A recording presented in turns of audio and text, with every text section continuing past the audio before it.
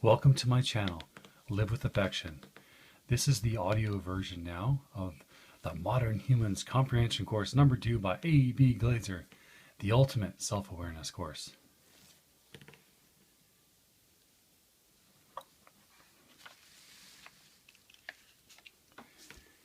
Comprehension number 2, Multiple Minds.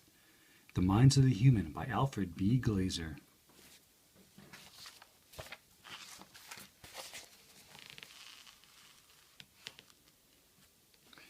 Introduction. These sessions are the founder's philosophy. The founder, knowing that each of us develops their own life philosophy, offers the sessions as basic elements that are found in most of life's processes.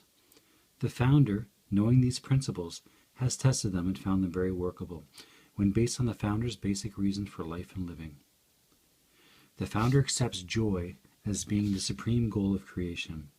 That joy, therefore, must be established between each and every individual on an equal basis and a like foundation is a necessity. The founder knows that joy can be found in thousands of philosophies in thousands of different ways, each joy being equal to the other, between individual differences of expression and performance, but only when each allows the other to have their own joy in their own way. When two or more individuals find that they have the same way of expressing joy in the human form, then they can be said to be having a perfect relationship. A perfect relationship lasts throughout eternity, therefore being joy forever. The home of the founder is in that expression. What is being expressed is the founder's life philosophy in total, and does not mean the founder has experienced that expression as a human. As a human, the founder has established for himself that pleasure is the level of expression sought by humans, even though most of them do not know it. He's found that they seek joy, but do not know it, because they do not know wherein it lies. They therefore erect pleasure, seeking joy. If the individual seeks to find pleasure first, then uses pleasure as a tool, the individual can find joy. Please do not judge this a preachment nor a dogma. There are far more joys than there are humans. Each will find their own in their own way when they allow the same choice to all others, including the founder's right to his own expression. So accept, deny, or dismiss whatever part or parts of the founder's philosophy you so desire, or ignore it completely. The founder only wishes for you to find the joy he knows for yourself, not for him. He desires, but does not demand, that you share the total beauty and wonder of his home forever, because whatever joy is yours will also be his, whatever that individual joy may be, but only when you and you alone allow it to be so. Your own expression is your own being forever. May your expression be joy.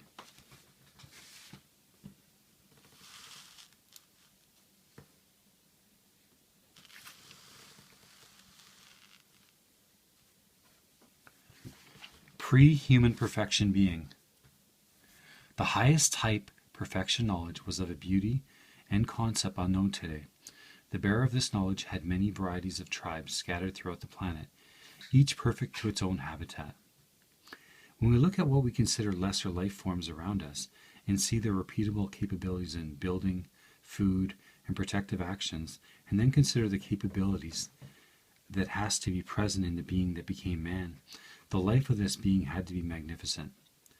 Great tribe nations and awesome habitat was, over vast periods of time, achieved. We hear of these myth, quote-unquote, civilizations because now they only remain in soul memories, along with the wonder of peaceful, idyllic, haunting, total pleasure and serenity, emotional longings that cannot be in reality identified. This wonder of perfection life had no pain, no sickness, and injuries healed instantly. All emotions between each and every one were as different chords on a vast harmonious organ. Succeeding waves of greater or lesser serenity and or pleasure were constant and pure.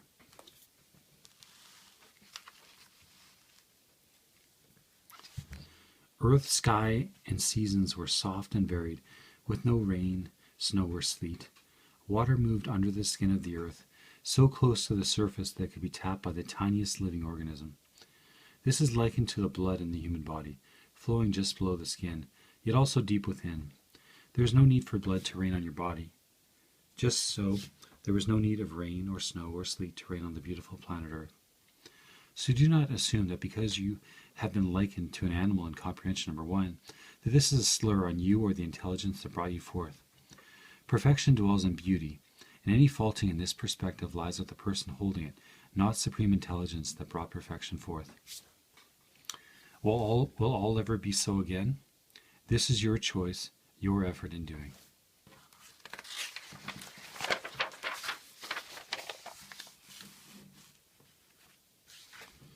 You will stand before your own judgment. Many of you will be no more, because it takes effort in doing to regain a loss. Your effort in your doing. No effort, no doing, no more. If you want, you will have what you want. Should you want for others, you will have their want, and it will become yours. After you have completed this comprehension session, you will sit in trembling terror or awe and wonder until you reach decision. You will either seek pleasure for all others or yourself alone. You will act in the perfection sought, or you will sit in mute horror in the gratification of that which you yourself wanted. None can do it for you. None will do it to you. You stand alone before eternity, in beauty or in contempt. The beauty that was once yours stands waiting, 1,000-fold greater than the beauty lost.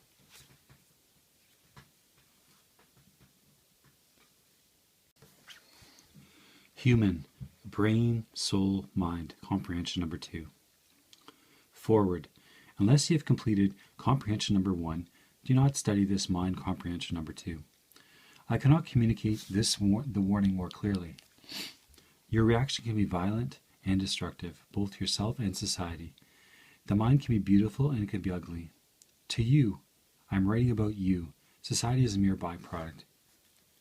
Your mind can tear you apart in front of its byproduct, destroying you and the society. Sitting in the driver's seat of the human mind-body-soul complex, the mind can drive its vehicle, your body and brain, into a stone wall and laugh while your brain and body scatters over the landscape. The mind not only can destroy the vehicle called you, but continually does so. It has been doing it for thousands of years. The mind twists the emotional field into knots, forms deep pools of human misery, then sits back and chuckles at your stupidity. The part of the mind chuckling at your stupidity is the beautiful part of your mind.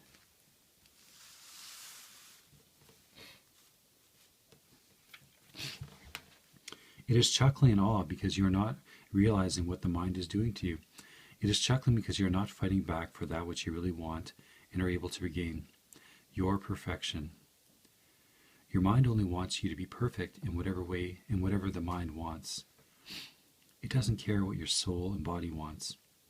So the mind you have wants its perfection, not your perfection.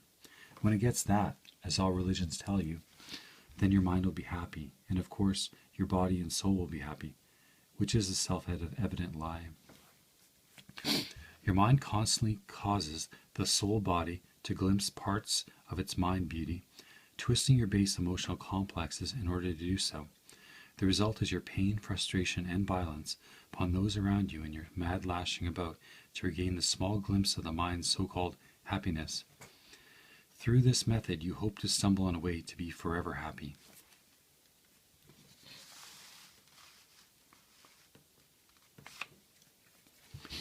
Since you are the one concerned, ask your animal man what happiness is. Ask it what pleasure is. Ask it what forever means. Ask it what perfection means. Can you ask it these questions? If you can, regardless of what answers you get, proceed into the mind complex. If you cannot ask it these questions and get some kind of answers, please go back to comprehension number 1. You have not comprehended it. You are not now living with your lost animal. Your mind is still living upon it and not with it. Should you be ready to proceed, do so cautiously. Expect to feel deep anger, sorrow, helplessness, hostility, and crushing depressions. These emotional bombs from your mind will be short-lived and eventually joyous, as your formal animal perfection deftly turns the pain into pleasure, violence into affection, possession into wonderful, satisfying total sharing. You will start emerging into a perfection beyond the animal man, the mind complex, and the universal mind.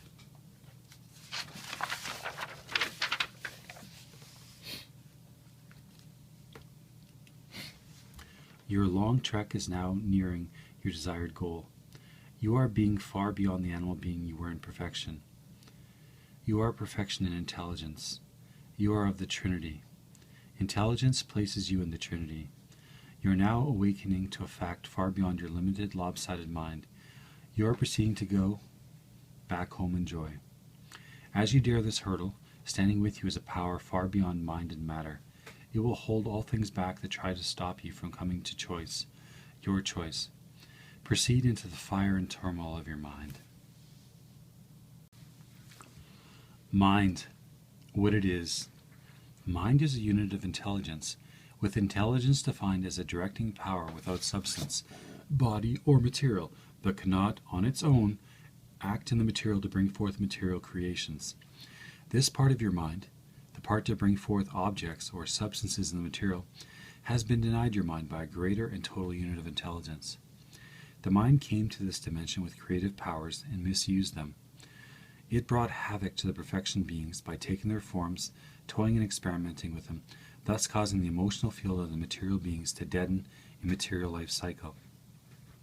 This mind complex, materializing in any form it chose, and dematerializing any time it chose, drove the survival, food, and sleep fields of the material perfection beings into total, continual, all-out alertness, with no escape mechanism left except material death and transfer into the soul or nether side of material.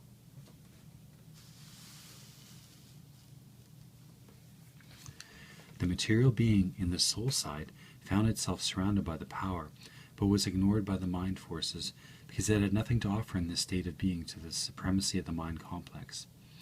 The mind had pleasures and joy far beyond the soul, far beyond the tiny sustaining power of the soul existence. This state between mind and material being existed in material earth dimension time for approximately 2,000 years before corrective measures were taken by the Supreme Intelligence. Supreme Intelligence revoked the mind's material creative powers. The mind unit could no longer act or materialize itself in the material without becoming a part of the material being that inhabited the dimension, and it had to inhabit that material being at birth along with the soul input. Instantly, the mind complex ran into a stone wall. All it could do was observe the material beings. It was denied access to them. The members of the mind complex that were caught by the sudden action of Supreme Intelligence in material body form became locked into the body form until material death overtook the body form in the change routine of the life cycle.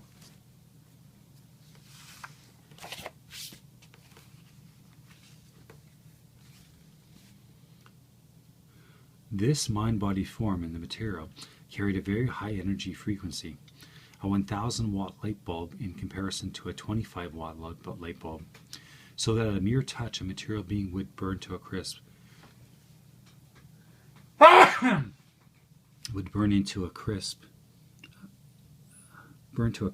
smoking lump of charcoal.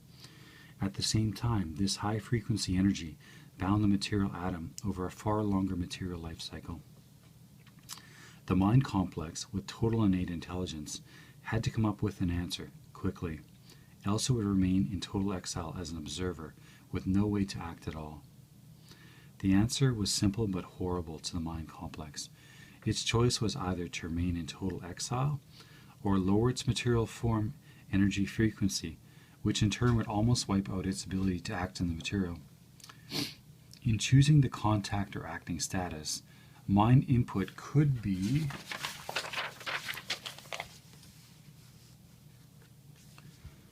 increased gradually to the material being picked to host the mind, thus elevating its energy capacity.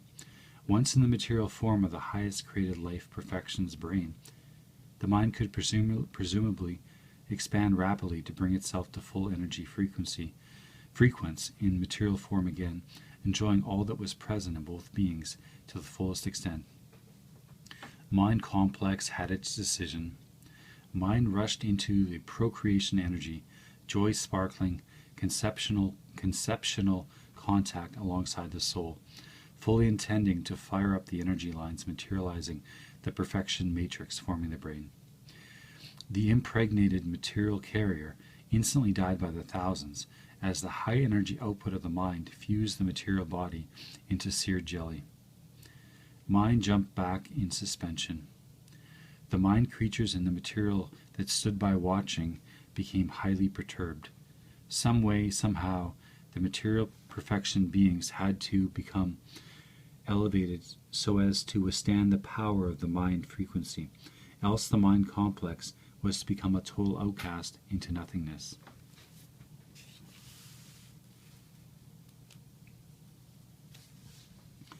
The ability to raise the energy level of the material beings this way was a total impossibility. The mind complex rejected the projection instantly. Only one other solution remained. It was a grave, troublesome solution, if it would work. The mind complex forms that had created bodies already in existence in the material must lower and lower and still further lower their body frequency in order to impregnate a material perfection being's carrier. No jump across space and time, a slow, tedious task of raising the frequency of the animal man over a long period of Earth time.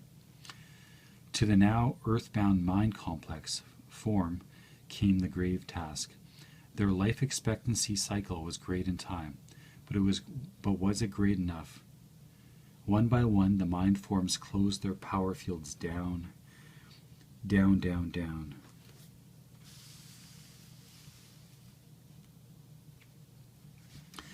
Until such time as they could touch, then hold, then caress the crude, to them, animal man carriers. Finally came the act, the impregnation. In that one long second in the finite, infinity began. As the egg knowledge of the material perfection being scrambled, joy of the mind complex ceased to exist, because purity ceased to exist. In the same awesome second, the dynamic rupture of the joy frequencies countercharged the halo energy above Earth's atmosphere, forming into a radioactive charged field of decayed energy. Planet Earth could only receive filtered sun and cosmic energies, and as a result it became hot, then cooled, clouds formed, and it rained, snowed, and sleeted. Areas froze over in hours. Storms lashed the entire planet. Earth started to die, to rot as it moved around its sun in endless exile from purity emanations. Amid the consternation of the mind complex, the new being came forth.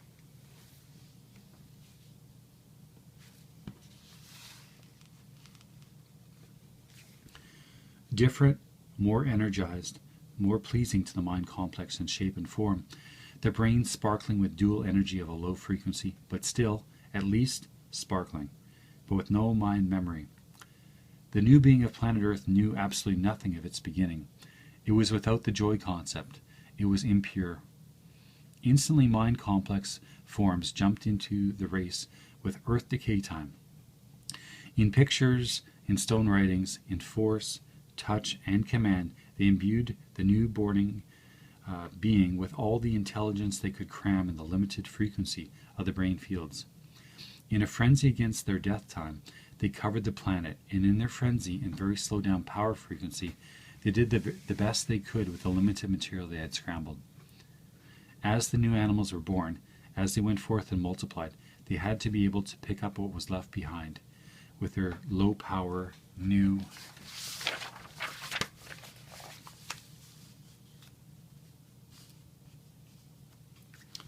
brains and build upon it in the best ways they could. Mind complex shuddered and waited out the Earth time as the mind complex forms came apart, fell into atoms, and the mind units died, never again to reach material, unless they could elevate the animal man to their own power frequency level. They had no Earth time left. What was left behind had to be enough for the animal man to progress again to perfection on a far greater level, or drop forever into joyless nothingness. Mind was sealed from coming through into material being with any of its power, frequency, or intelligence. Mind complex stood appalled before its own choice. It no longer had joy, only the limited pleasure, the pleasure field of the perfection knowledge it had broken. From the glory of ever-changing joy and its frequencies of pure rapture, they had the pitiful substance of pleasure, and that only second-hand.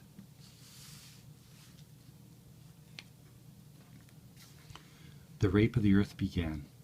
The power of mind now stands powerless before the material beings they brought forth. Only through them can they have anything at all. As the new being becomes aware and comprehends, the mind complex rages in agonizing futility. The new mind of man is becoming greater than its originator. How the human was born. As it exploded over and over in conception upon the innocent brain of the new beings, mixing with the matrix of beautiful energy forming the brain, it was going through a motion in material action that had never performed before. The mind complex had no way of knowing that the innocent brain, out of perfection, would also expand upon the new energies being fed into it by the very mind complex that was trying to conquer it.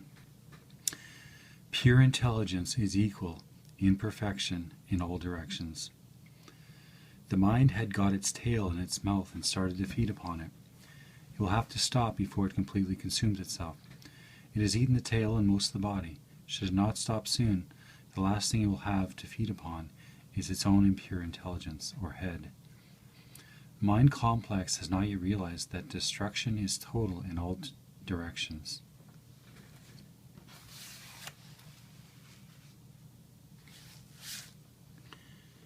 Number 1. Survival field, mind. The mind knew the perfection brain. As it joined with the brain, survival was the most wanted of emotions. The longer the body vehicle lived, the more it could do and the more mind complex teachings could be spread. In the first instant of joining, the mind complex used most of its low frequency to bring forth its memory in the survival emotion, so that it could control the vehicle in times of need. It could create nothing, but it could cover each and every emotion with its own retentive power, thereby being able to activate survival tendencies with each and every experience in the material life cycle, supplementing the soul action that quickly became dormant. What the mind complex did not know and had no way of knowing was that this higher frequency would keep the brain awake far beyond its level of alertness, but that when the alertness level dropped, it would go right on dropping far below the inert or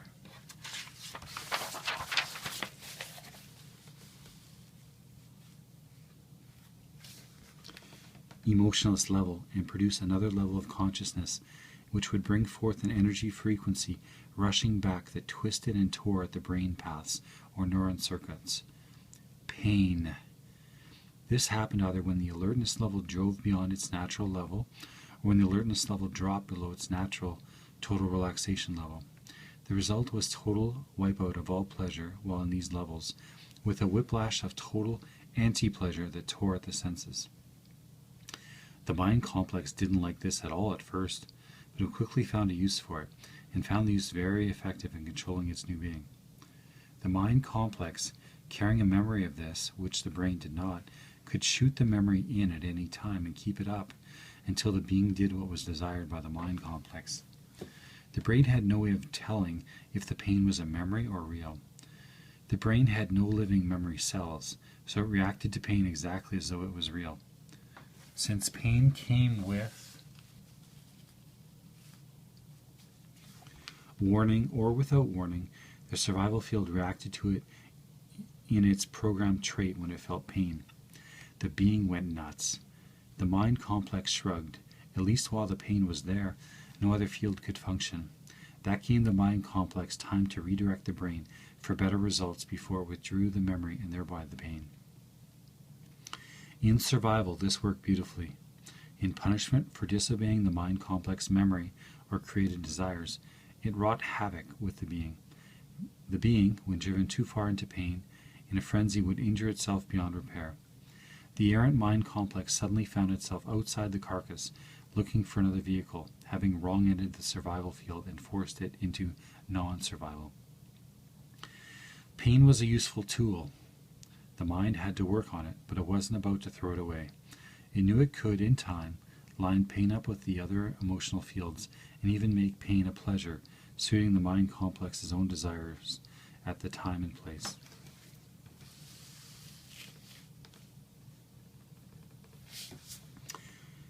In the same split instance, the mind went into the other emotional fields. Number 2, food field, mind. The mind complex, mixing into the matrix of the brain, stepped up the frequency ratio in the food field so as it had done with all other brain aspects and functions. In its initial invasion, the mind complex really had nothing much to do. Embryonic function in the womb and food supply was furnished by the carrier, and the metabolism, or food breakdown into energy supply, was firmly established in the former perfection brain. The mind complex fixed itself firmly into the situation and patiently waited, letting the being come forth act on its own former automation. But the mind complex invasion into the food field had the same effect, with higher and lower levels of perception that it did in the survival field. The taste and smell senses became very, very sensitive, while the pre-digestive action at the food entrance opening became confused because of the wide variety of unknown substances the highly activated taste and smell sense now had sought out.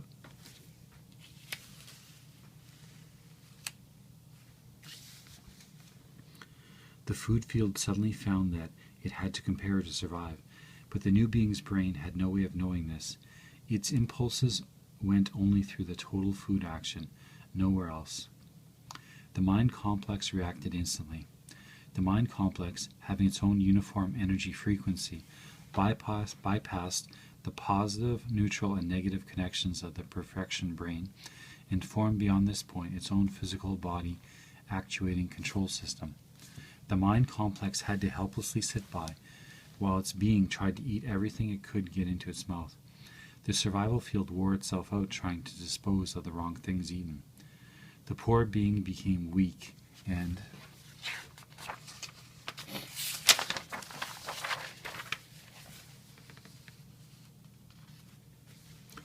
helpless before all the other perfection animals around it. Mind complex was in total touch with itself in all the being's three fields, but the being's fields had no way to get in touch with each other. All the mind complex's survival field could do in trying to help the food field was to shoot pain and more pain through the being quickly enough so that the being spit the stuff out before it swallowed it. But this played hell with that part of the mind complex in the being's pleasure zone. Mind complex, having wrecked perfection, found itself wrecking itself. The survival field mind was now blowing the pleasure zone apart, and the food field mind was helplessly sitting by while its brain was vomiting, retching, gagging, and choking itself to death. Number 3, shelter and sleep field, mind. The new being was far more sensitive to heat and cold. Its body now felt all tiny scratches, cuts, and when it curled up to sleep, its muscles quivered and knotted because of its position or where it lay.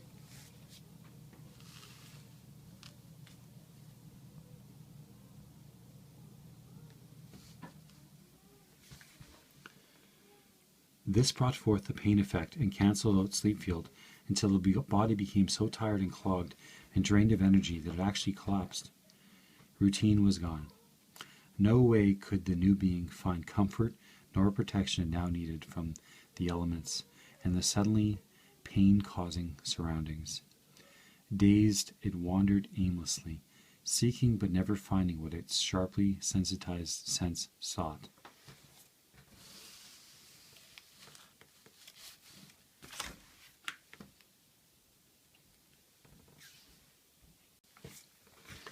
Senses, mind. The mind complex had never experienced an acting, reacting sensation of feeling. To the mind complex, all things are without variation in their pulsing totality. As the bombardment of sensation hit the mind complex through the new jolting frequency of the new being, the mind complex found itself experiencing unreality. The mind complex was actually seeing and feeling for the first time in the material with the energy devices of the new being gone totally mad. The new frequency pulsing through the seeing force, the feeling force, actuating the affection and pleasure zone, scrambling the idyllic neutral zone into a jittery, seeking and searching frenzy, got absolutely nothing right to the right place at the right time. While the mind complex had created its own bypasses to all brain fields, the brain fields themselves still had to go through the single contact sequence. The mind complex had to make a quick decision and put it to work.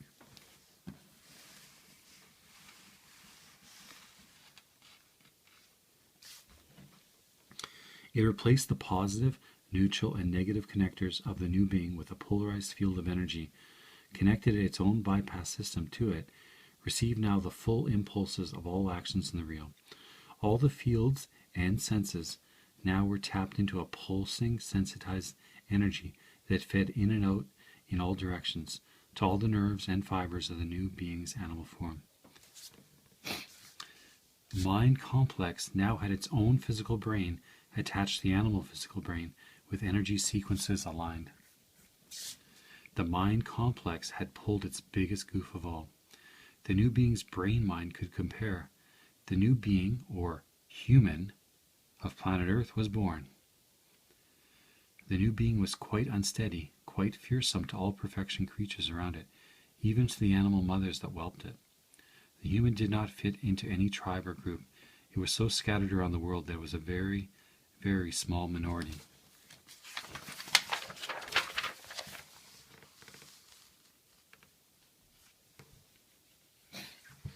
For thousands of years.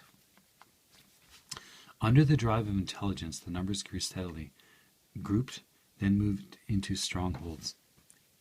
In all this time, mind complex's goofs went almost unnoticed by the mind brain. So slowly did the new energy develop and mold itself into form and substance. Mind complex had thrust itself into an act-react dimension. The mind that it had created in the physical and attached to the animal brain had to have a reaction. In that instant, the mind of the animal brain was born. Mind complex, after thousands of years, awoke to the fact that it was facing an alien form mind that had nothing to do with. The mind pulsed at mind complex's own energy frequency, and already at times pulsed at a higher frequency, and could hit back at mind complex with stunning force in a whiplash of pure energy lightning. The battle lines of the seekers of new perfection was drawn.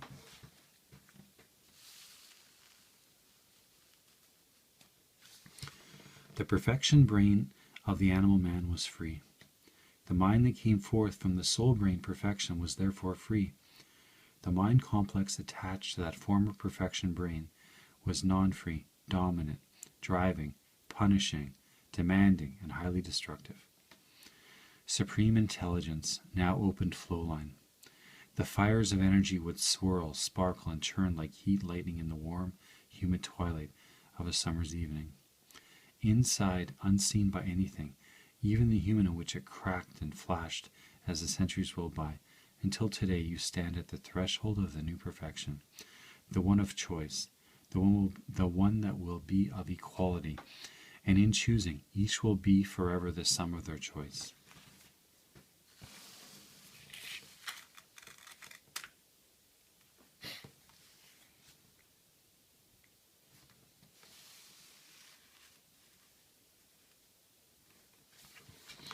How it happened.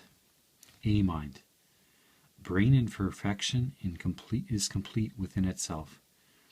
While in the material it has certain sizes and weights, the brain, in short, has a material capacity as to the functions inherent within it.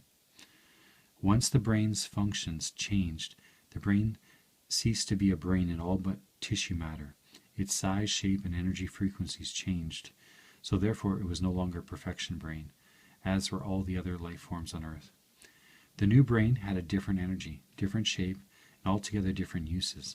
The drive and motive of the new brain was altered, to get to the goal faster, in comfort and better condition, with a minimum of difficulty, and to seek out all emotions in pure form. The perfection brain became of mind, in that it had decision-making factors imposed upon it. All the brain's senses now fit into a single pool. Whatever impulses that came back from that pool had to be followed by both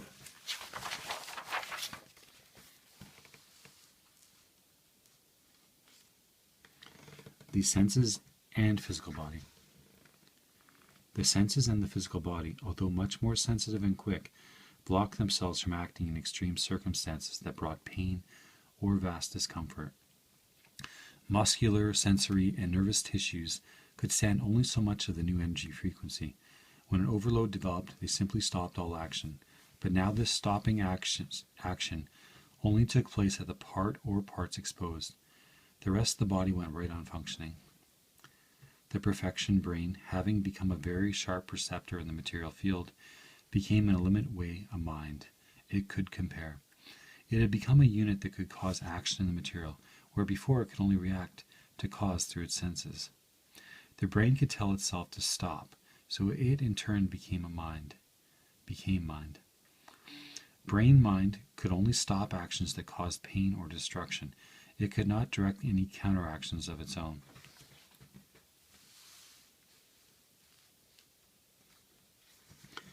The A-mind, in brackets brain-mind, could only take directions or stop them. It could not give them. The A-mind found itself in a highly intensified emotional field without control, except to stop all emotions involved temporarily. The A-mind had no way of knowing what had happened to it. Its soul had new emotional highs and limited expectations, but it had no idea of what direction to take. B-mind. B-mind came in the same split second as the mind complex, or C-mind.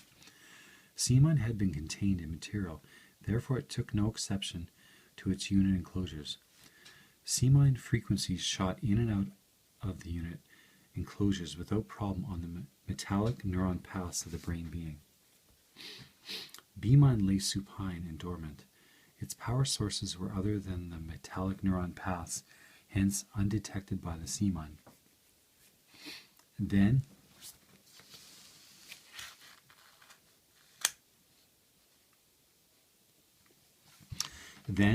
in the brooding quietness of the new being, in the new perfection, it came awake with an awesome and startling wallop to the C-mind. B-mind suddenly stayed the hand of destruction. The B-mind was the ante of the C-mind. It was born of the freedom of the total former perfect brain being. Its energies had to be the opposite of the C-mind, but yet a unit of intelligence, not of material, that could cause material action. B-mind frequencies are carried in the oxygen supply of the material new being. Thus the freedom of B-mind must lay dormant in each new brain until full oxygen supply is furnished. This capacity in a human is acquired around the 21st year. This does not mean that the B-mind is useless until then.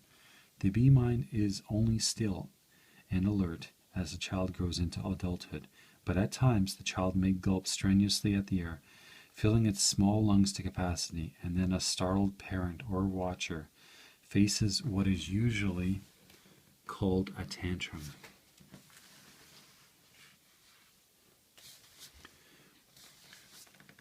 The free B-mind has merely energized itself out of total frustration caused by the domination being forced onto its new perfection carrier. The B-mind has no other way to act because of the weakness due to the age of its carrier. C-mind. C-mind is the intelligence unit form of the mind complex that brought disaster to the animal man. It is a highly volatile, pure intelligence director to and for the enslavement of the human or new perfection being.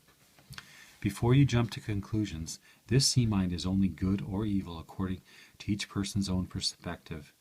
If you accept all of creative comfort, labor-saving devices, an orderly and well-run system of rules, laws, and directions, competition to be the best in whatever you do, seek to be better than anyone else, then you are operating on C-mind dominion.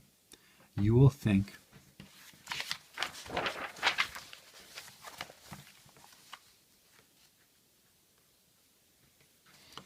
this way of things is great and wonderful. In this system, you become bound to a central concept of forever betterment, and in so doing, you place things above emotions, or force emotions to bring forth things.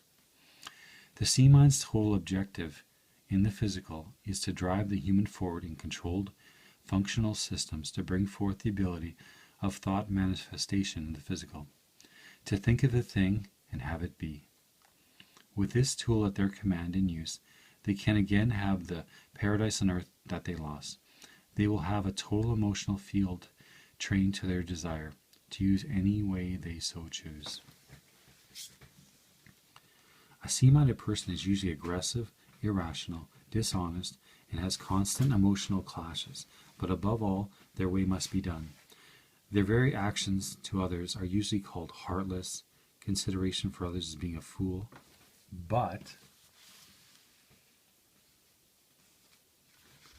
the fool must give them every consideration, as that is their just due. When things go wrong for them, it is never their fault. It is an outside force. It is an outside force, since they have created one for themselves. What a C-minded person can never realize is that all other C-minded persons, the outside force, are always kicking the joy and pleasure out of each other, as well as the A-mind and the B-mind in their own head. C-mind can never admit that anyone else can control themselves. Only one person can do that, a C-minded person, their self. Other halves. A-mind, B-mind, and C-mind each have their other half, plus the DNA hereditary, in brackets in the flesh, body structure other half. There is also the original animal man that has its original perfection brain, but with its other half, this type is very scarce. More withdrawal types can be around at any given time in history. These types have had an experience, recoiled, and willfully and forcibly accept survival, food, and sleep. Their pleasure field is practically non-existent.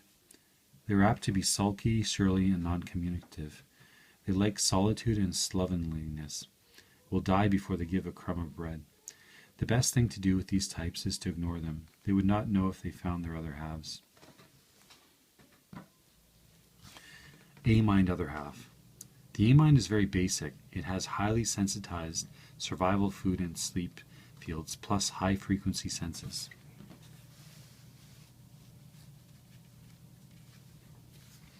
The soul, or netherworld dweller, maintains itself as a subconscious action after the initial environment input to the newborn, but has a powerful individualistic vibe.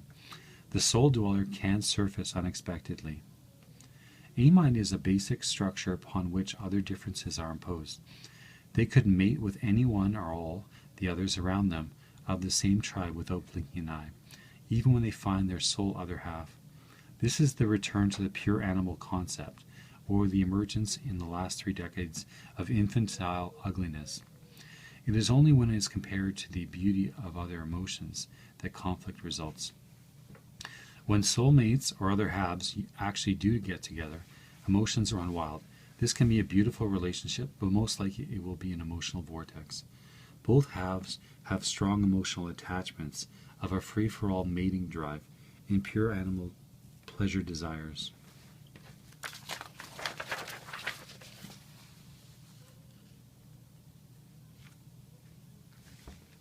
If no B-mind, C-mind, or hereditary hang-ups are involved, they could bathe in ribald pleasure with each other when together, and thrill with others unabashed when apart with no emotional upsets. But humans do have B-minds, C-minds, and DNA.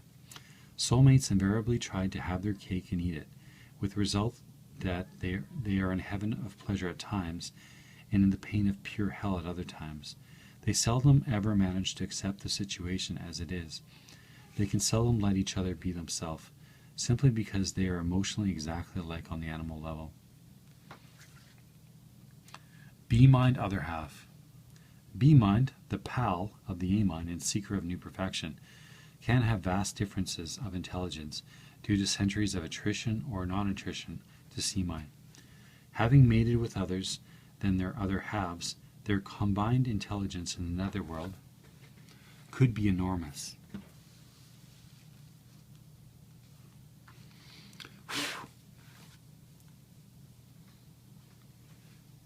Their vibe lines in the material strong and sparkling, but alas, this attracts many others besides their true other halves.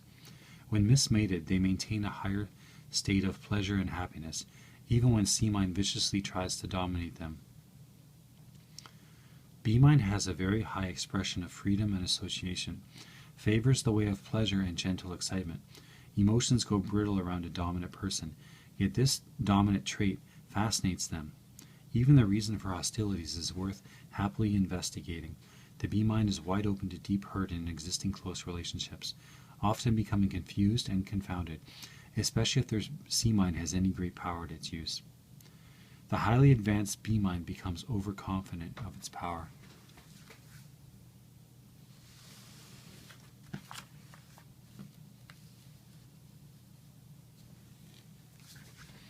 C-mind other half.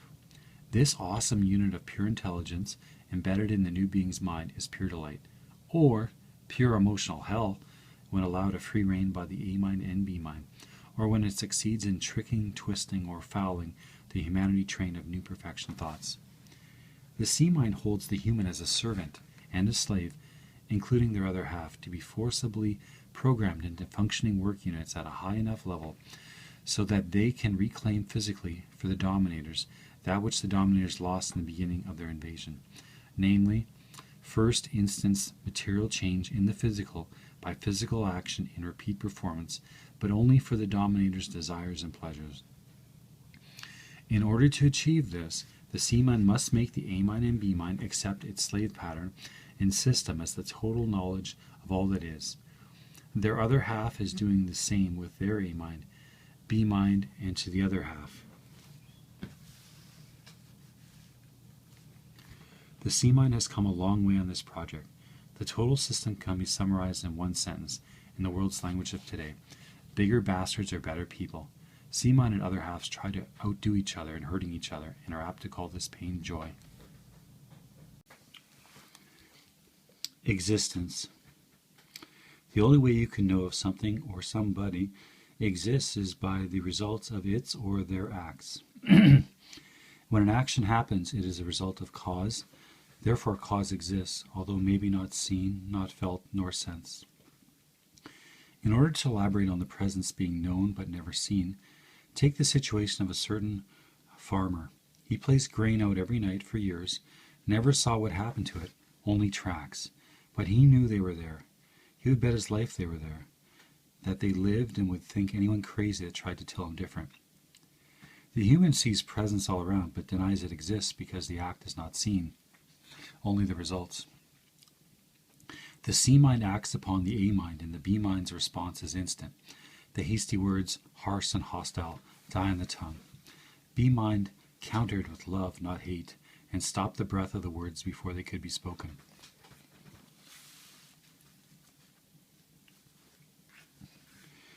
Now the silenced person shakes their head in stunned surprise. Why did I suddenly become angry? I didn't mean to. The question should be a smile. The person should know from the results that their better person overcame their worst side in the continuing battle for new perfection.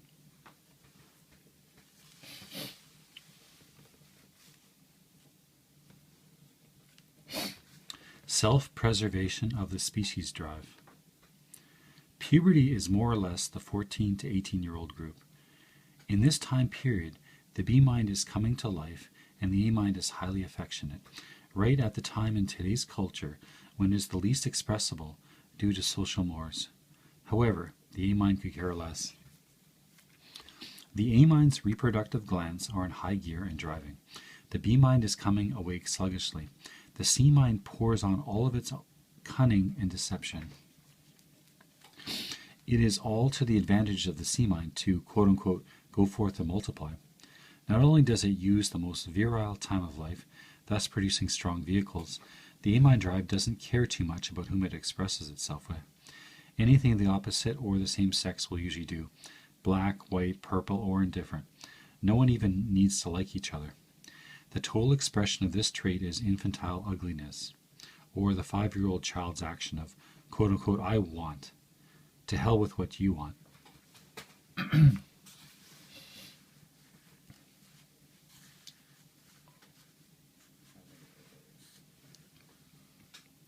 The C-mind loves puberty. It can gain control of its vehicle and make the control stick for a lifetime.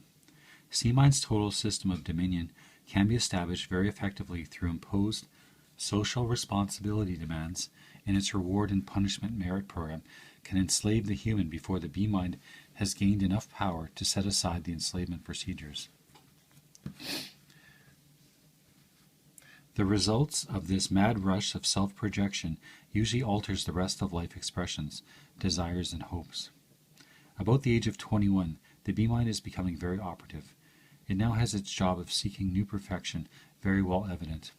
But in today's world, 1950 through 1980, the auction-fed B-mind has been drugged, starved, taught, denied, and force-fed into accepting things instead of human emotions as the basis of happiness and joy. C-minded authorities in power over the hapless young tolerate and encourage the perverted humanities of non-food for nutrition, destruction for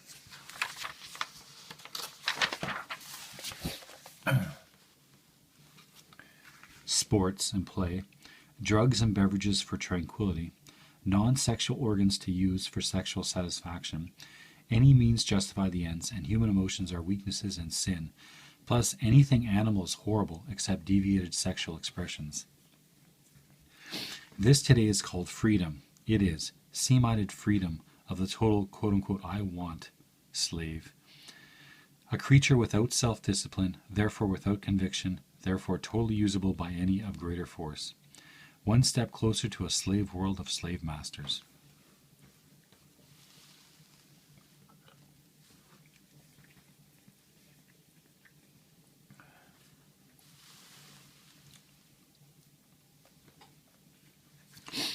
A-mind purpose and function.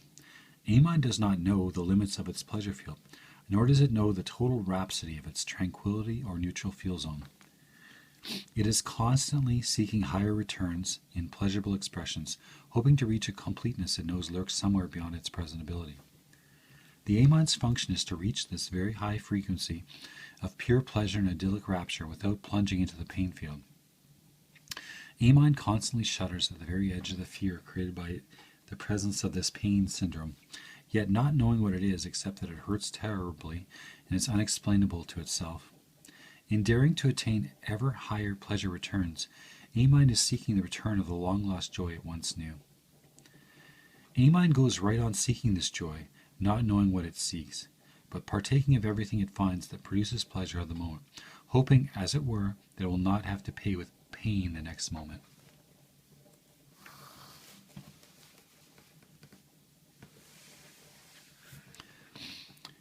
The very sad part of the A-mind's existence is that it in itself produces no pain to itself.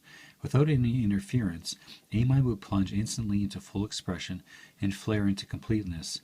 It would become a new totality of animal perfection in third-dimensional existence, but nothing more. A-mind would become finite and know nothing more than itself. Intelligence it would never have and would know nothing of it. It would dwell in the total serenity of the total now forever. There will be those of the humans that will return to this rapture by choice knowingly. Many humans today are seeking nothing more. This is their idea of heaven. B-mind purpose and function. B-mind is the seeker of new perfection, in that it would see the human rise to ever greater heights of understanding, sharing, and total togetherness of all humans on an emotional plateau that contained all the exchanges of all the emotions without hurt or pain. A soaring, seeking, venturesome drive in pure rapture and joy into the infinity of intelligence until the pure, wondrous unfolding of forever cascading, pure joy and undulating waves carry them through infinity until the wondrous all that is becomes totally finite. An existence of being that reaches far beyond the stars, the universe, goes beyond all universes and becomes home. B-mind seeks to be in total enfolding emotional self-discipline to all others and itself, enjoying total range of sharing in all perfection emotions, both physically and intellectually. B-mind's function is to forestall destructiveness, visitations of fear and pain, the perversion of desires and the feeding upon others, the enslavement of rapture and joy, the false manifestation of things that are useless to pleasure and idyllic tranquility.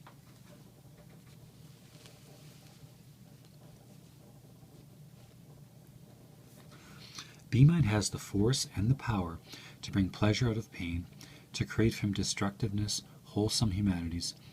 B-mind can pierce the veil of hate and horror, of the damned and the damnable, the master and the slave, and adroitly turn the negative into a positive and new and better horizons. B-mind, when given the chance, holds the A-mind in tender loving care, a guardian of all that is pure in the emotional field of the new being. When A-mind asks B-mind for help, there is no power in existence that can stop B-mind from delivering that help, when that help is necessary, to hold or regain A-mind's emotional reaction. B-mind has the ability to totally shut out any outside interference into the brain complexes of the new being, and then in turn send its warm, endearing, and totally comforting sparkling energy into the pain until it lifts it free of its base frequencies, brings it back slowly, ever so slowly, until it can safe harbor the damaged emotion in what is called the quote-unquote sad field, where the emotion can relax and regain its zest.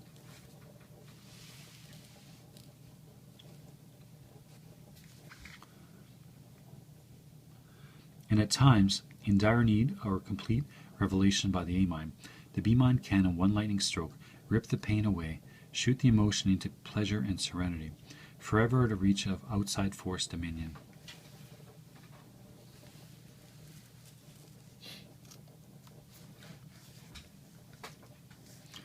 C-mind purpose and function. C-mind carries a vibrant, scintillating vibration that dances through the human like prickly heat, stirring the emotions in eager, expectant unrealities that the emotions insist can be real if only the new being tried. Just tries the forever urge. Try it this way, try it that way. It does not matter how. You can get it real. You can. Those images crowding your brain, all that can be done. Just give it the heave-ho. Flatten anyone that tries to stop you. Drive, drive, drive until you succeed. Because if you don't, someone else will. Then you will have lost. You dare not lose. You're as good as anybody else. Take whatever you can get. You don't, somebody else will. Control others before they control you. Smash others before they smash you. Build great things, praise great things, bring forth new things, better things. Bring the unknown into the known. Cause things to be. Harness power. Harness people to get more power too.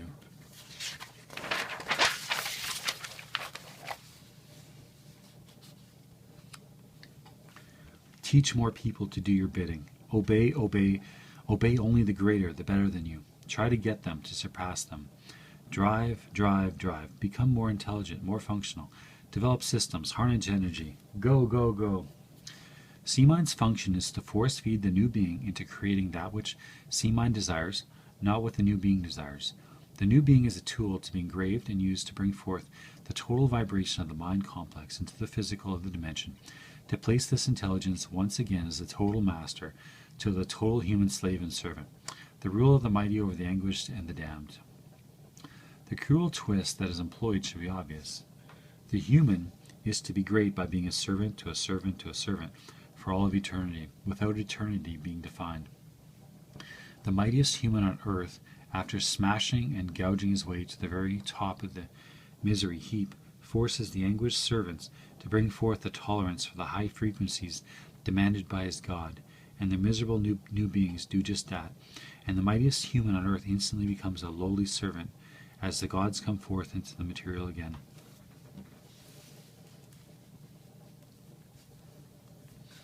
C-mind's total function is to create bigger and better bastards, until at last one best bastard triumphs and C-mind intelligence steps forth, the biggest bastard this world has ever seen.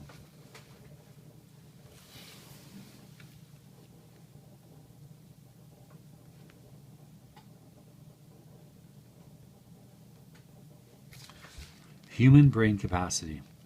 The humanoid brain of the new being has a survival, food, shelter, and sleep fields, along with all the senses in a highly sensitized perceptive level.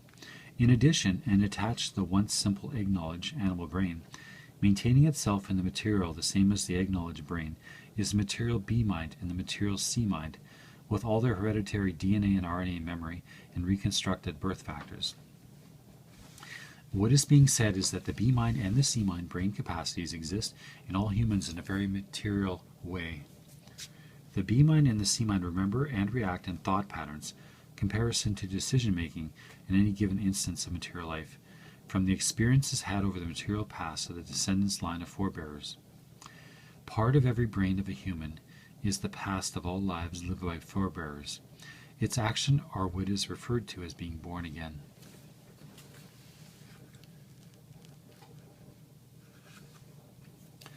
born into a new perfection over a long period of time and lives. Learning by experience in the humanities and the aggressions of earthly material time is an ever forward thrust for totality of being. In comprehending this session of Modern Humans, do not go beyond material experience. Do not reach out to something besides yourself you may feel is there. This what you may feel to be with you is covered in Comprehensions 3 and 4, not in this session.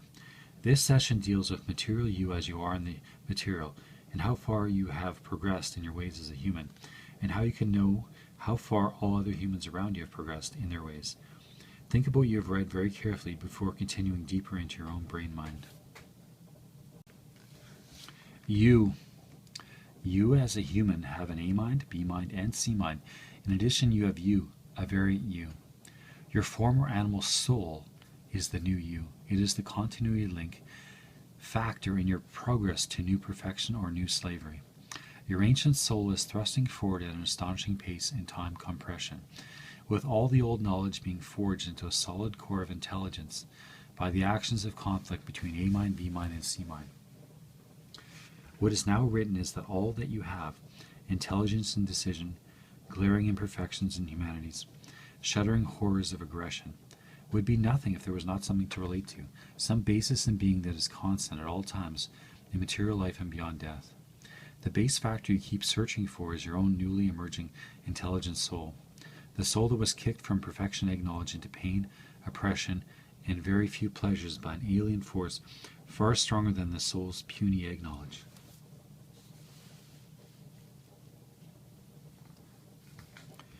Your soul is the aggregate you. A mind, B mind, and C mind in the material only bring the soul to choice, its choice. A mind, B mind, and C mind are only new feelings in the old egg knowledge feel zone, or sensory capacity and emotional reality. Real emotions are the same emotions that existed in animal perfection. The soul of man says they will be brought back to perfection and enjoyed at the reacting frequencies of the new being, not the old scrambled perfection animal level frequencies. The soul of man wants total emotions in total perfection, with total ability to choose which emotion at what time, and to use the emotion in intelligent thought and physical action. Your soul now has the A mind, B mind, and C mind as tools to attain this goal.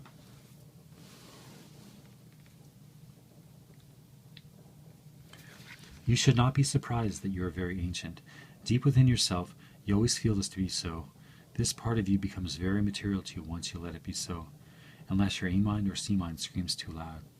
At the scream, your B mind is very apt to come on strong. The thought is suddenly wiped from your head.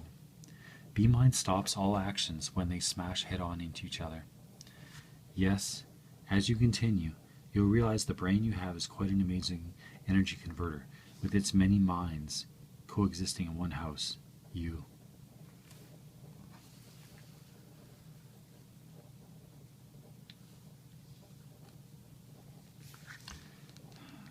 How your mind works. You do have a mind, singular. Your true mind is your soul intelligence, or the ancient emotional complex brought forward under the drive of the two parts of your brain called B mind and C mind.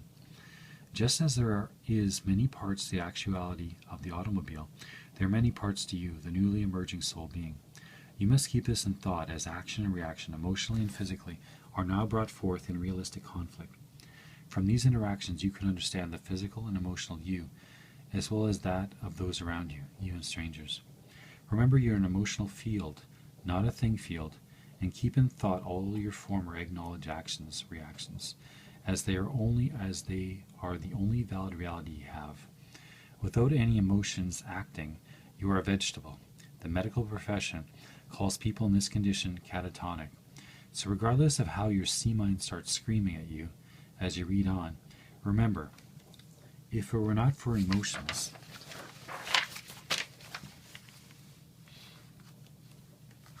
you would not feel C mind snarling and hissing in your head, trying desperately to convince you that quote-unquote things are also emotions. If this is confusing to you, restudy or recheck comprehension number 1. All life, whether it be tree, flower, bird, bee, fish, or human, has a single common denominator. It has been called many things by many names, and today new ones are being haphazardly thrown in. We have motive, want, security, money, power, love, desire, sex. Real quick and nice, tart but confusing words. Life has expendable effort. That is all. The more expendable effort, the higher form of life. Effort is the amount of energy you produce above and beyond that which your body needs to sustain itself. When that energy places your body heat much higher than the surrounding environment, you have quote-unquote energy to burn. Until recently, the human was the only life form that had this singular characteristic, or so the record stated.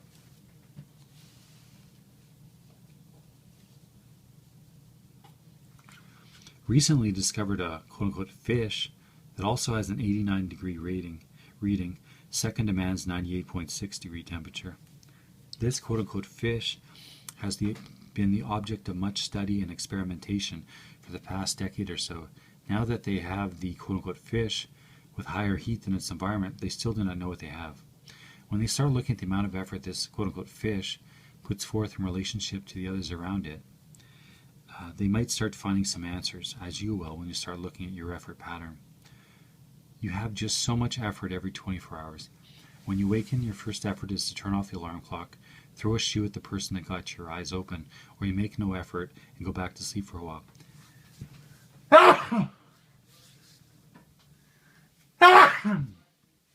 Sometime or other you do make an effort and get up, then continue making efforts each time you make a decision, providing that you honor the decision.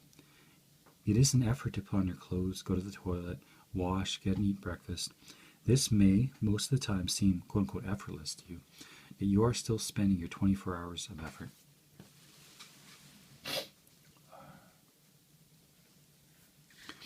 Your time is spent in effort after effort until such time as your efforts become burdensome and you go back to sleep again, not having enough effort left to stay awake. Careful, it is how you ration your efforts that counts in life. Since you are reading this and it takes effort, you have set aside something else that you would have otherwise spent this effort upon. Think your effort patterns over very carefully before proceeding. Here is a simple sample of what most humans' 24-hour effort patterns are like on a workday. Out of bed, gotta get to work, half asleep, splashing water in the face, drying with towel, mumbling something about what shall I wear today, and fumblingly getting into it.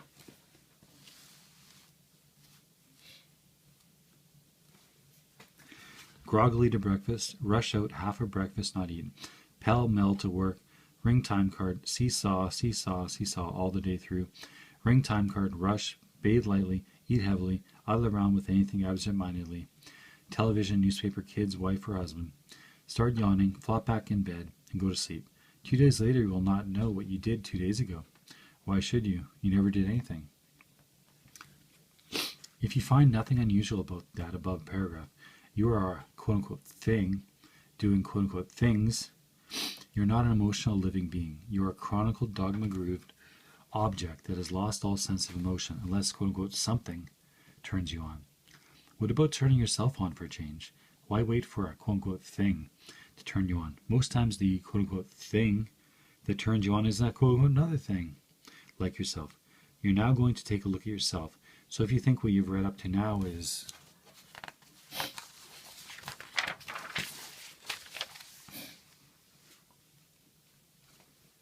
rough, take what little effort you have and flush this down the toilet.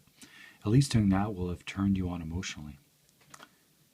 A-mind produces all effort and uses it for bodily and mentality endeavor. A-mind uses the energy of the living body production levels and turns this energy into effort. You do nothing as a human on energy levels. You only act at A-mind's use of effort produced by this energy. A-mind emotional field calls upon this effort to fulfill its needs, the needs dictated by survival, food, shelter, and sleep fields, and the senses acting in the physical.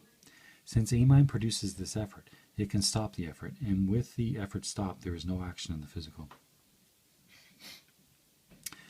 A-mind is that irrational, unreasoning, relentless, and tireless monster that you cannot argue with, cannot command, and cannot live without. When A-mind stops effort in any direction or in all directions, B-mind and C-mind are helpless for that time period.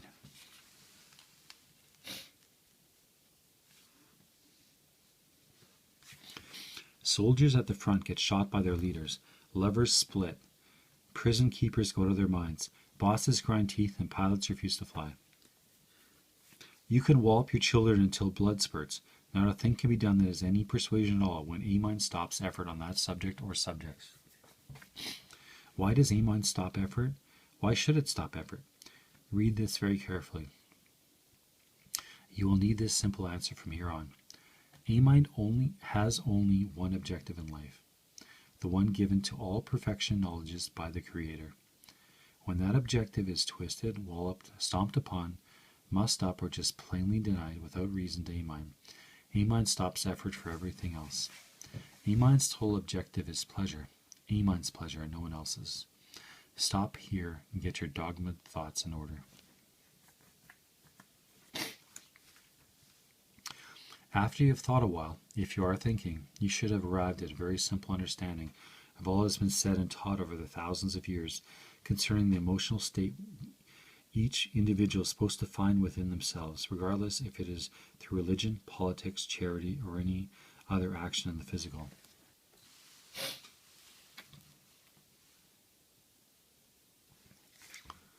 Peace of mind. To have peace of mind, one must have serenity, one must have tranquility, one must have contentment. Serenity, tranquility, and contentment is what animal man had before its egg knowledge was scrambled. These three ingredients bring forth a rhapsody in quiet, effortless ripples of pure radiating pleasure. Let your A-mind dwell in this Elysium of pure pleasure, and it will drive all out to be the happiest human on the face of the earth. This is A-mind's total goal. Deny A-mind even simple pleasure once in a while, and you are a miserable human. A-mind simply stops functioning first at one place, then another, and yet another, and if you do not get the message, you will lay low with some quote-unquote dis-ease that will at least give it some temporary peace and quiet. Even when you are miserable or sick and retching, A-mind will quit producing energy and turning it into effort.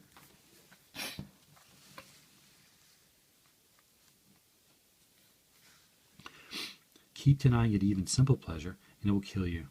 You will die miserably, all aches and pains and flaming fevers, with doctors going bananas, trying to save you with quote-unquote things. Pick up your bed and walk, the words are written. A miracle, yes, a miracle, considering the time and place, but the sickened brain in the bed was hit with the full force of a knowing and acting feel zone, one of solid pleasure, and the high humming drive of that rhapsody lifted the sick man's brain higher and higher until nothing but pleasure poured through the wreck's A-mind, vibrating every nerve in the wasted body at a pitch that opened every molecule in blazing energy manifestation. Note, in this instance, the sick man asked. So the sick man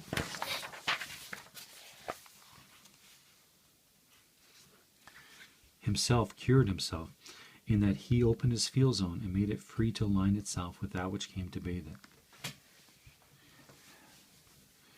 A-mind will listen and act, as it were, and A-mind can be controlled very easily by promises and expectations into not using its stop action or actions.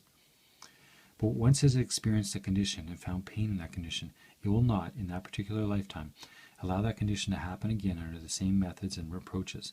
A-mind is constantly reaching out for new experience in order to reach new perfection, constantly seeking the higher pleasure which it feels within itself. Variations of the same methods and or approaches is acceptable to the A-mind, but its approaches to the action in the physical will be more cautious, more apt to be stopped instantly at the slightest hint of pain again. A-mind is very strong in its forward drive and thrust for new and better pleasures that are of reality.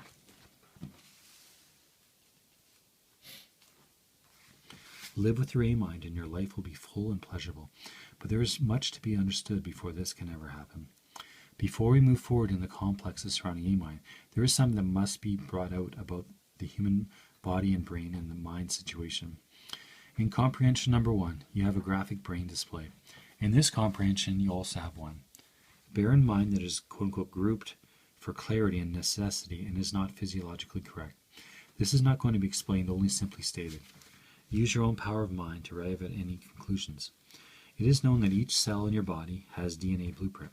This being so, does each cell have the individualistic right to act and do that which the graphic display outlines? Does each cell think, act, and react with the brain merely being the quote-unquote switch or quote-unquote control point for all these interrelated emotions actions and reactions.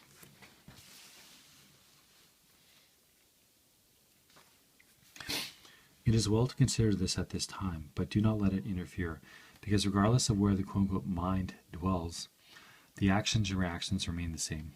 Please try to keep and cherish the awesome beauty and intelligence of the Supreme Creator, not the gods here that you cringe and postulate before. What is now being written for you to read is a simple venture in cause and effect in the real, based on the cell syndrome, what happens constantly in certain type brain damage situations. Brain damage results in the non-use of an arm, leg, hand, or foot. With proper exercise and patience, the member gains reuse. Should each cell contain this whole of the human, and the cells not being damaged in the afflicted member, therefore able to throw their energies at the brain circuits to bypass the damaged part, much the same as a bypass is rigged to a busted water pipe or electric wire. Is there really anything puzzling about that kind of action in the real?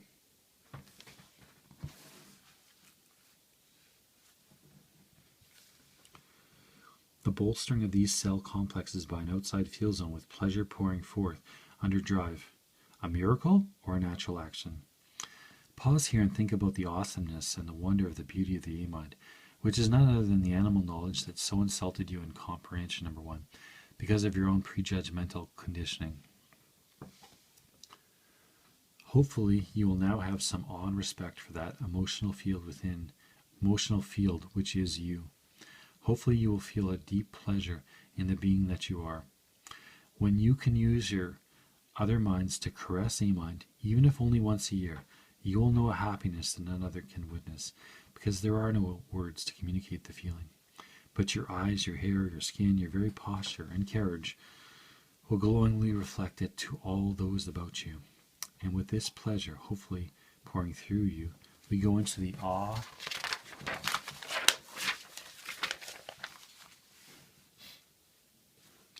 and wonder of the B-mind and the interaction between it and C-mind, the creator of quote-unquote things to take the place of your emotions. You're going into the flame and fire of emotional passions now, and the cold, precise logic of dazzling, awesome quote-unquote things in contrast, while your A-mind alternately cringes in fear and flares in ecstasy. From now on, keep a firm hold on your A-mind capabilities, because you're going to flash between minds like thunderbolts shooting across the heavens in a raging summer storm.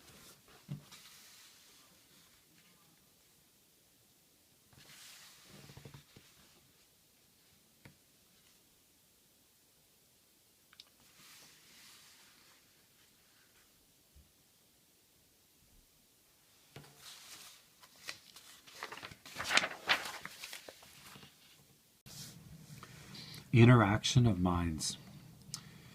Humans have two mind states that they try to communicate to one another by using one mind state terminology.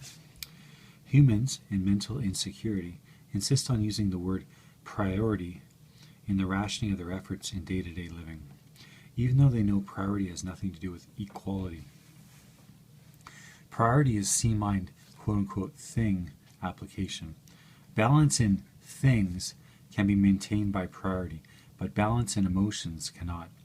When the priority of things is applied to emotions in a relationship, mental insecurity results and the very equality sought is ripped apart. We have a method of communicating the beauty of B-mind.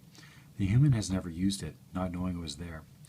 B-mind is the all humans are equal in base emotion or needs in standard. B-mind functions on a bilateral plane, not an up and down, or I am better than you, priority plane. Bilateral thought runs on a preference but equal plane, much like the base of languages found in the alphabet.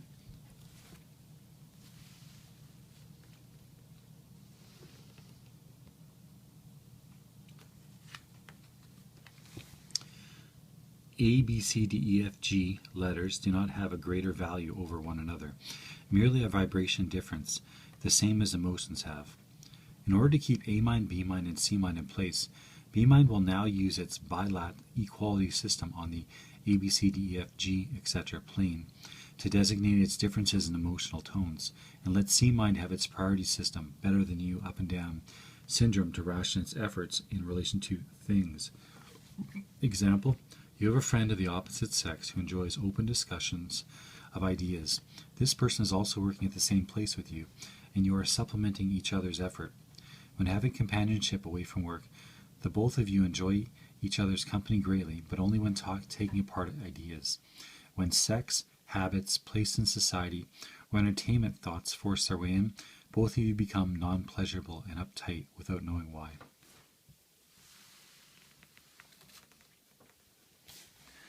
The conversation becomes awkward. Time priority is greatly wasted because time became arbitrary, since it is a thing, and bilat went non-equal. Since relationship was pleasurable only on alphabet A, you like one another, and alphabet I, ideas. And alphabet S, sensuality, was not a vibrant force between the two of you. Each of you have that with somebody else, or has not been admitted to being present between the two of you.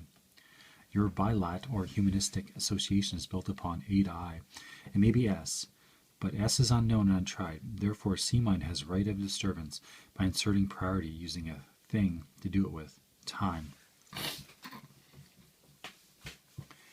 How much better for the both of you if you agreed that your vibes were companionship and ideas, and maybe sensuality was there, but to try that out under a date for entertainment, E, pleasures at some other time, and their priority only has to do with an effort each of you must make to gain time for entertainment, E, pleasure.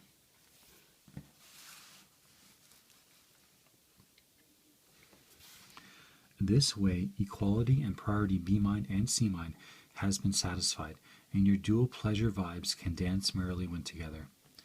This is going to take some time and thought by each human. Each will have to arrive at their own alphabet, but it will be easy. A in the alphabet symbolizes something you enjoy, B another want, need, or important activity, and so on, to other letters of equal pleasure but different vibes. An ancient man once wrote, "Each male needs 7 wives, one for sex, one for children, one for food, one for housekeeping, one for errands, and one for arguments and play. The 7th was to have parts of the other 6, so she could be a stand-in when needed." Now the females are looking at this same standard and thoughtfully finding out if it applies to them equally well. They need not.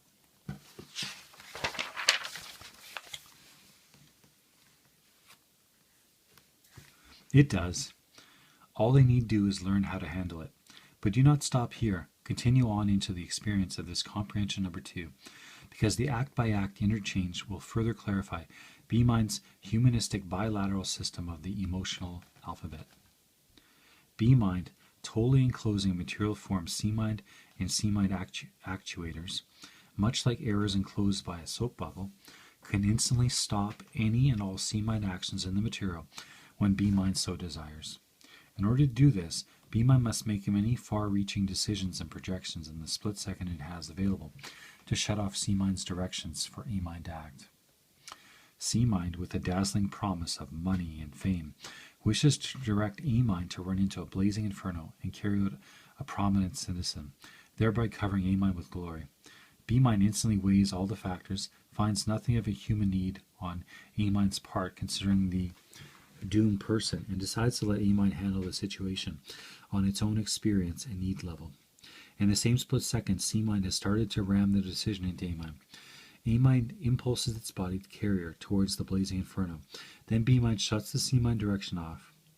A-mind is stopped instantly, and the human carrier finds itself balancing confusedly on one foot, thinking, "Why in hell did I almost do such a stupid thing?" The nuclear bomb is the thing. C-mind pushed action buttons, marveling at the awesome power it would soon have, at the giant step closer to energy manifestation of the physical that such a feat would realize eventually.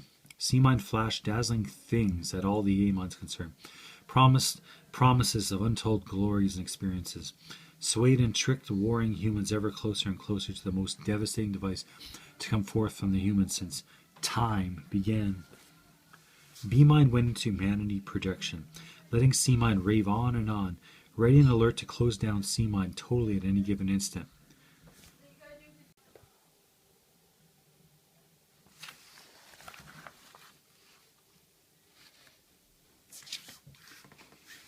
B-mind relentlessly took each action of nuclear fission and projected it into infinity, looking at what it could do for humanization and betterment as against death and destruction, calmly letting the dazzling promises and gleeful chucklings of C-Mind direct and guide A-Mind on its seemingly obliterating adventure.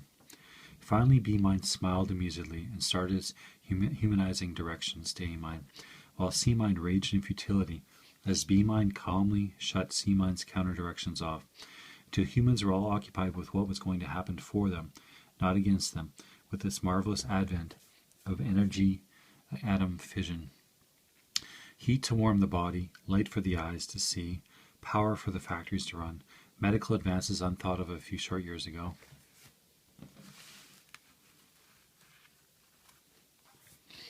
Energies untold and unheard of for the human to use for the betterment of humanity. B-Mind is still smiling calmly. After all the years, after all the threats, regardless of newer wars and C-Mind's dazzling, promising, and sometimes raging directions, B-Mind holds nuclear fission still in creation, not in destruction. B-Mind is calmly convinced that should C-Mind ever direct atomic destruction, B-Mind can close down the directions instantly, because it has already done just that in 3 instances. MacArthur, Korea; Nixon, Vietnam; Israel, Arabic.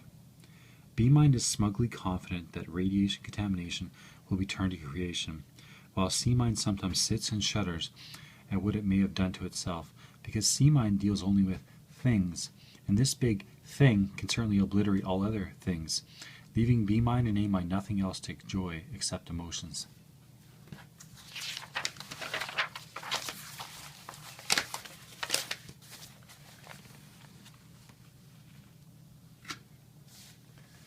B-Mind constantly aligns all advances in creation with the goal of A-Mind, idyllic pleasure and complete knowing under choice and action.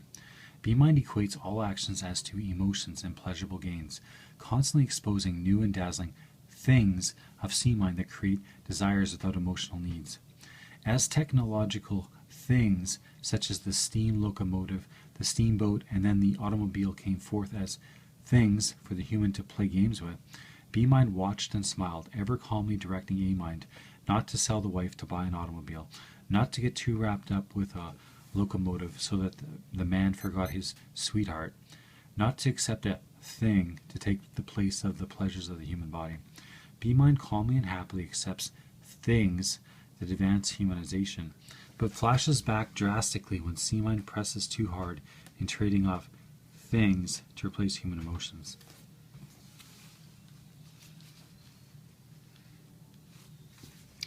Sensuality is the effect of affection rubbing against affection, heightening the vibe levels of pleasure of all concerned, bringing about merriment, laughter, and satisfaction in a cascade of pleasurable response. Sensuality is an emotion, not a thing, so therefore it is of A-Mind and B-Mind need. C-Mind twists this feeling into sexuality, which implies that sex parts of the body bring this forth, then again twists its thrust and gleefully insists that non-sex parts can do the same thing.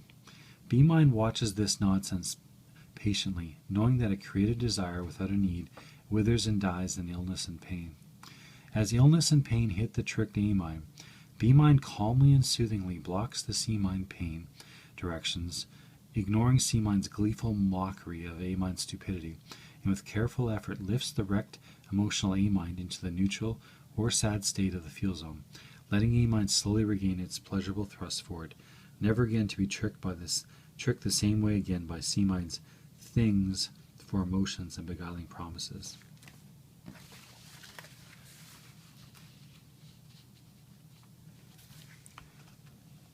Almost each and every human at some stage of life has fallen for C-Mind's hogwash to some extent. B-Mind knows that sensuality has only one expression, affection to affection. B-Mind also knows that C-Mind created sex has many expressions, all of them things. B-Mind knows that these sex things are broken down into self-sex and shared sex. Self-sex is called masturbation. Only half the sex part is used, hence no baby can happen. What B-Mind knows and A-Mind constantly does not know is that sex can be shared and still not be anything but masturbation. When sex parts only are used and shared by both, is sensuality affection release achieved? When one sex part is used by one A-mind and a non-sex part is used by another A-mind, neither sex or sensuality is achieved.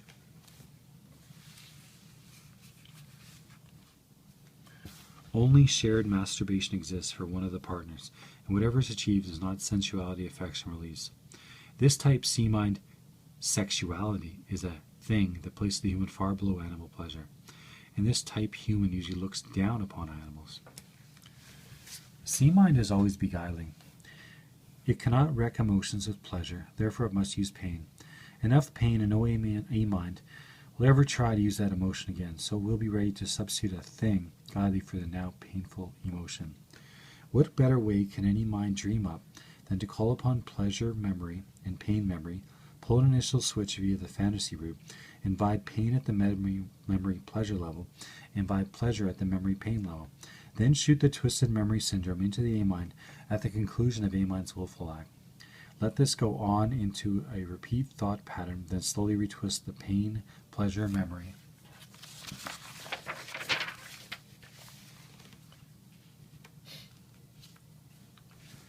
Back to reality. A-mind, same act as of yesterday, today brings pain. C-mind could care less. It has eliminated emotion and got a thing. Things C-mind can control, unless B-mind shuts all impulses off.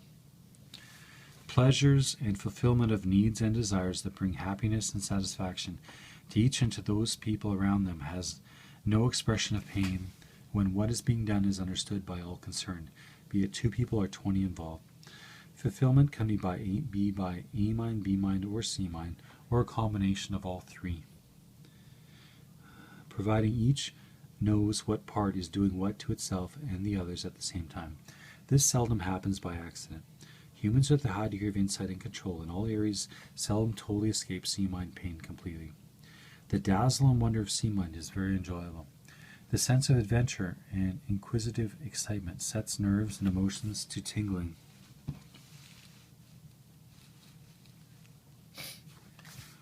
The thrill of a win is highly intoxicating. Competition brings forth twangy nerve drives, glistening eyes, and an energetic heartbeat, a type of ecstasy that has no comparison to the even, soothing, and glowing emotional wave or spiral to satisfaction that exists in the total emotional field of B-mind. Sensuality and sex are both highly rewarding, and when the two can be knowingly mixed, a mere human can in no way communicate the rapture felt at times. It is when they are unknowingly mixed, which at the moment is practically all the time, that drastic pain will happen sooner than any human ever expected. All are part of a whole. It is keeping the parts in place that is being pointed out. We need only answer a few simple questions of ourselves in order to know what mind we are using, and then act or not act accordingly.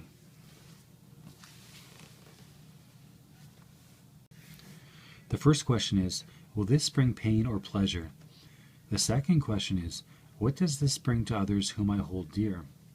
The third question is this act of pain or pleasure worth the price I may have to pay? While asking yourself these questions, you must keep in mind that any you hold dear can also do as you are doing, and you should have their pain or their pleasure in the thought of the act being committed by them. It is hoped that by this time you have most of yourself identified with one large puzzling question unanswered. Why am I constantly doing things that I have no intention of doing, to myself and others? This happens because of your mind-stopping abilities. A-mind can only stop B-mind and C-mind. It cannot redirect. B-mind can stop C-mind but cannot redirect C-mind. B-mind can also stop A-mind and redirect A-mind. C-mind can only be stopped.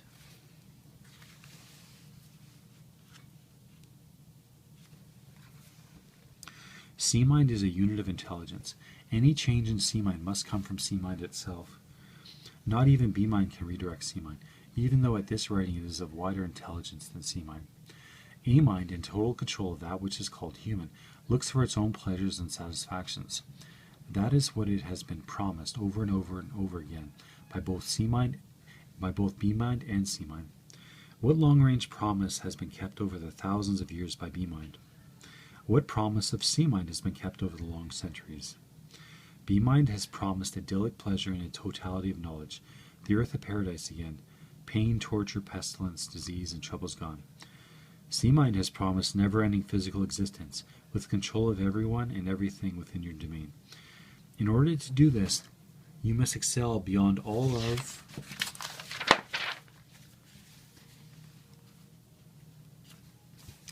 those around you, must stifle all human feelings, because emotions are weaknesses. Your body and brain must be mechanized in durable materials that have the redirect property of renewal upon demand by yourself, and above all, you must always have a higher master to look upon for assistance. A mind must constantly choose between being of the humanities and getting pushed around, or being of things free of true emotions and do the pushing around.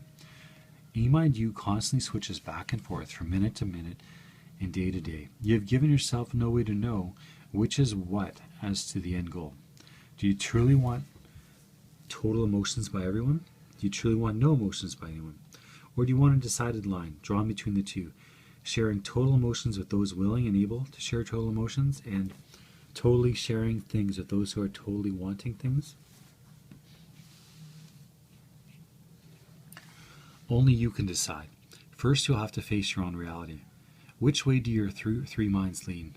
Houses, cars, and jewelry, trips around the world, power-centered jobs, to command and have instant acknowledgement, have others do your bidding, make the crime have the punishment. If you think this way, you're thinking C-mindedly. But you may also want people to be treated fairly, have enough of everything to hold body and soul together, not want to see anyone starve, feel horrible about war and real misery towards those less fortunate than you.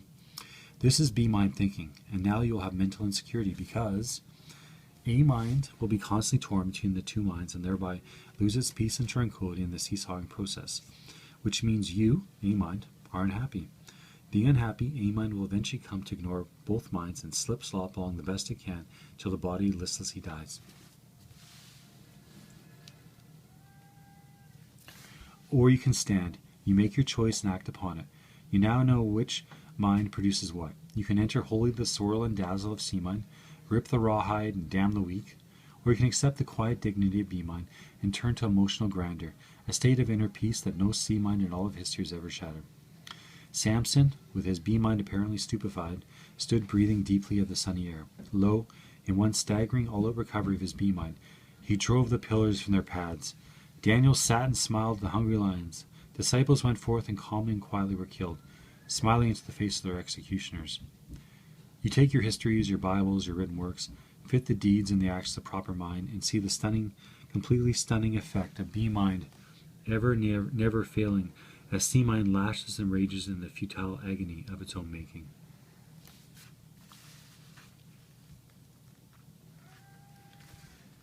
You may choose whatever you think best for your present A-mind, or make no choice at all. All promises made by B-mind will be kept right up to judgment, along with the same rights for C-mind right up to judgment. The act of judgment is really very simple. At that precise time in the forever, the total of 288,088 C-mind intelligent units will be in B-mind unit enclosure within the human brain. C-mind will shatter through B-mind enclosure, and B-mind will be no more, or B-mind will lock down and C-mind will be no more. A-mind in sudden, towering, instant new perfection knowledge will rid itself forever of that which became its spoiler. Will you dazzle or will you emote? Your A-mind will answer you, not I nor anyone or thing else.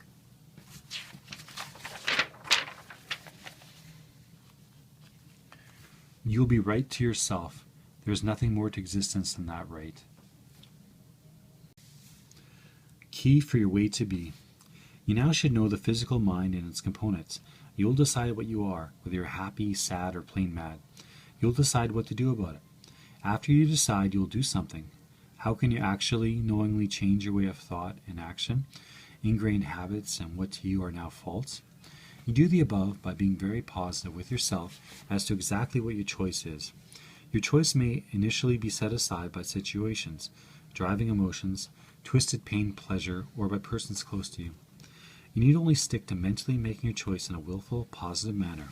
In the beginning, your choice may be set aside. Look then at your choice very carefully. It may have been made for someone or something else besides you yourself. If it was made sorely in your own self-goal, the offsetting of the choice by others is open to revisit, or karma, to themselves. As you become adroit, you'll actually watch the karma being carried out.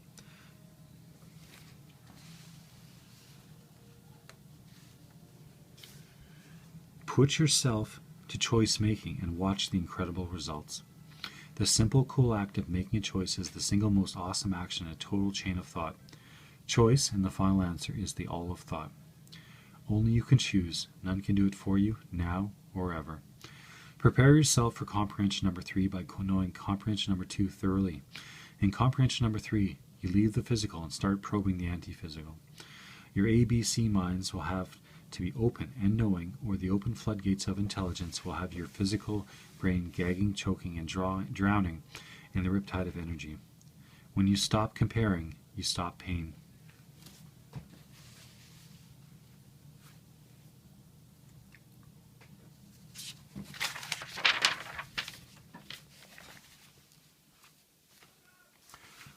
Fact sheet, comprehension number 2.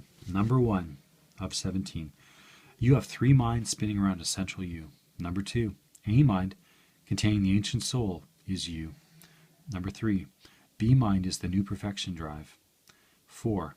C mind is the new servant drive. 5. Emotional pain is caused by twisted C mind memory energy. 6. B mind shuts off memory pain from C mind. 7. B mind advises A mind of painful happenings should they start happening again in the same way. 8.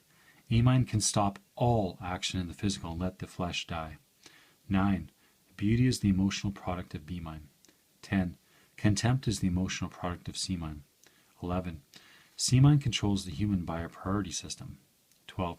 B mind bathes the human in serenity and glowing raptures. 13. Humanity goal is total sharing of all minds equally. 14. Comparison, then choice, is all the material, thought, the human has in human form. 15. B mind shuts off C mind, then floods A mind with idyllic vibrations when you choose this to be for yourself. 16. Shutting off or bridging B mind or C mind takes constant, concentrated effort initially. 17. B mind is oxygen-fed energy, which is the opposite of the C mind electrical energy.